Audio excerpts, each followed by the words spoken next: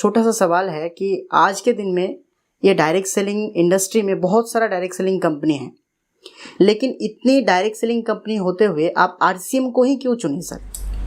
बापुन जी देखो, अभी आपने एक चीज़ बोली कि भी बहुत कम होता है कि आम आदमी खास बन जाता है, और ये डायरेक्ट सेलिंग में ही संभव है, और वो भी आरसीएम जैसे बिजनेस में। और ये आप भी जानते हैं, आप तो अपनी व्यूवर्स को अवेयर करते रहते हैं, सिखाते रहते हैं, और व्यूवर्स भी जानते हैं।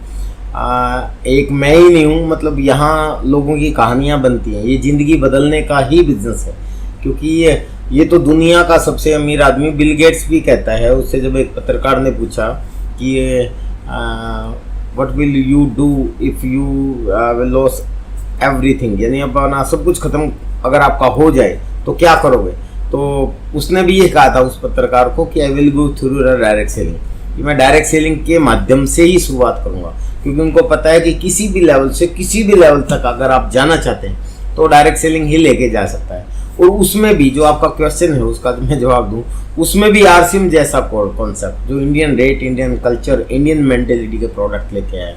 और क्योंकि डायरेक्ट सेलिंग में आपको डायरेक्ट प्रोडक्ट लेना होता है, नया तो कुछ करना नहीं होता, सिर्फ खरीदना होता है, और अगर अच्छा लगे तो तारीफ करना होता है, यही डायरेक्ट सेलिंग है।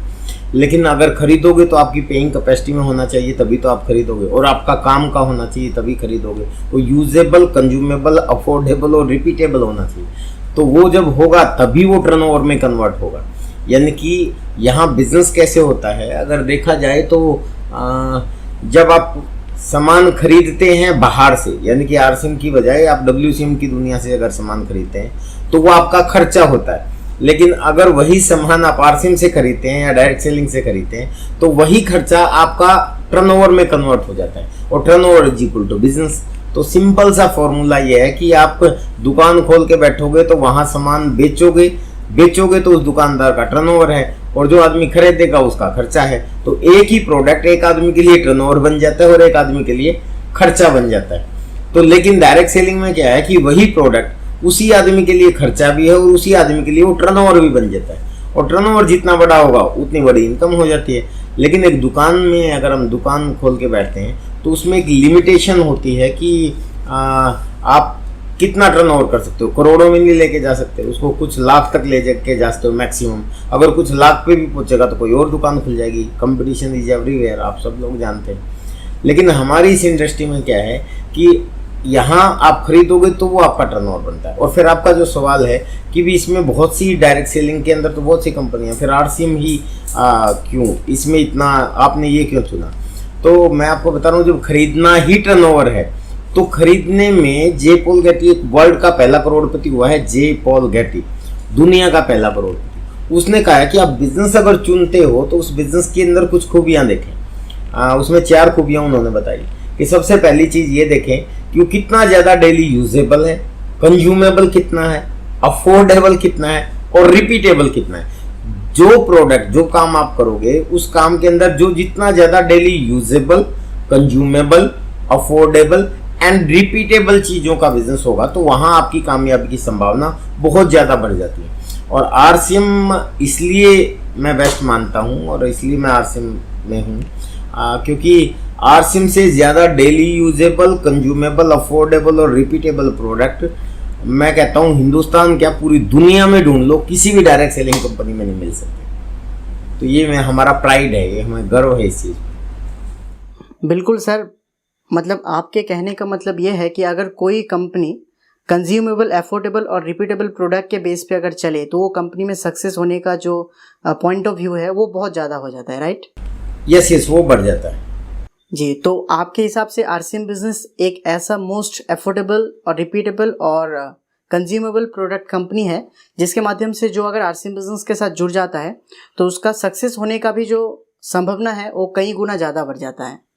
बिल्कुल 100%, क्योंकि ये मेरे हिसाब से नहीं, ये तो कोई भी, मैं कहता हूँ कोई भी आदमी अगर थोड़ा सा भी दिमाग लगा के सोचे, आप देखो पूरी दुनिया की किसी भी डायरेक्ट सेलिंग इंडस्ट्री के अंदर अगर प्रोडक्ट्स देखें, क्योंकि बिजनेस तो प्रोडक्ट से होता है ना। मैं एक चीज़ बहुत पहले अपने मीटिंग्स में बोलता था, होम मीटिंग्स में एक एग्जांपल देता था। कई लोग, क्योंकि यहाँ तो बहुत कंपनियां हैं डायरेक्ट सेलिंग में, इंडिया में अगर देखा जाए तो जो रजिस्ट्रेशन है वो मोर देन 3 लाख कंपनियां, 3 लाख से ज़्यादा कंपनियों का रजिस्ट्रेशन है।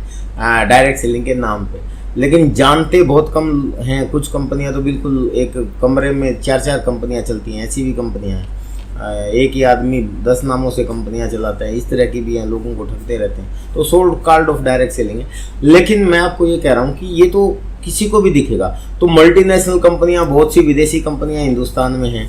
तो कई लोग ये कहते हैं जी हमारी तो अमेरिका की कंपनी है, हमारी तो ब्रिटेन की कंपनी है, हमारी तो कोरिया की कंपनी है। देखो यो तो ब्रांड के चक्कर में लोग थोड़ा सा इमेज समझते हैं कि मैं विदेशी कंपनी के साथ हूँ। लेकिन मैं उन प्रोडक्ट्स को जब देखता हूँ, उनके रेट्स देखता हूँ, तो कोई भी आदमी देख सकता है। मतलब मैं कंपैरिजन कह रहा हूँ कि आरसिम कैसे डेली यूजेबल, कंज्यूमेबल, अफोर्डेबल और रिपीटेबल है। वो सिर्फ मेरे हिसाब से नहीं है, आप खुद भी चेक कर सकते हो। आप सिंपल सी एक चीज़ देखें कि अगर मैं जिस शहर में मैं अब रहता हूँ, इस छोटे से शहर में अगर मैं हेलीकॉप्टर के पार्ट्स की दुकान खोलूँ तो मेरा बिजनेस कितना चलेगा? कोई लेने के लिए आएगा ही नहीं, ग्राहक ही नहीं आएगा। जब ग्राहक नहीं आएगा तो टर्नओवर नहीं बनेगा। लेकिन कहने के लिए मेरे पास है कि मैं तो बहुत बड़ा बिजनेसमैन हूँ, मैंने तो हेलीकॉप्टर के पार्ट्स की दुकान खोल ली या है। लेकिन वहीं अगर मैं मोटरसाइकिल के पार्ट्स की दुकान खोलूँ तो, क्योंकि मोटरसाइकिल वो यूजेबल है, कंज्यूमेबल है, रिपीटेबल है, वहाँ बहुत लोगों के पास है, तो मेरा बिजनेस चलेगा। वही चीज़ सेम इसके अंदर है। अगर हम डायरेक्ट सेलिंग में देखें तो हमारे पास जो प्रोडक्ट है, और ये नमक जैसा प्रोडक्ट डायरेक्ट सेलिंग में, वो भी मात्र 14-15 रुपए किलो। मैं कहता हूँ कोई कंपनी सोच भी नहीं सकती। मेरे तो बहुत सेमिनार में मैं ये एग्जांपल देता हूँ कि कोई कंपनी लाने की सोचे ना तो उसको पसीना आएगा नीचे से ऊपर तक।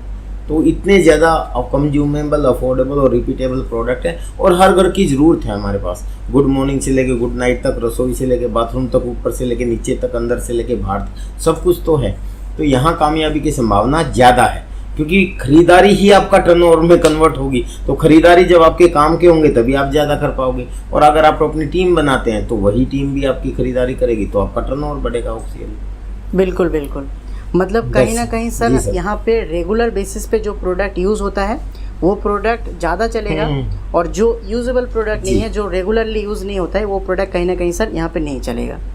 बिल्कुल, बहुत धन्यवाद सर। आप एकदम बहुत ही अच्छा पॉइंट ऑफ व्यू दिए कि आरसीएम बिजनेस ही आप क्यों चुने। इसके माध्यम से जो लोग अभी तक आरसीएम बिजनेस में जुड़े नहीं, उन लोगों के अंदर एक सेटिस्फेक्शन क्रिएट हो सकता है, उन लोगों के अंदर एक विज़न क्लियर हो सकता है आरसीएम बिजनेस को क्यों करना चाहिए। क्योंकि आरसीएम बिजनेस आपको रिपीटेबल, कंज्यूमेबल और एफोर्डेबल प्रोडक्ट देता है, जो इस बिज़नेस का सबसे बड़ा ब्यूटी है।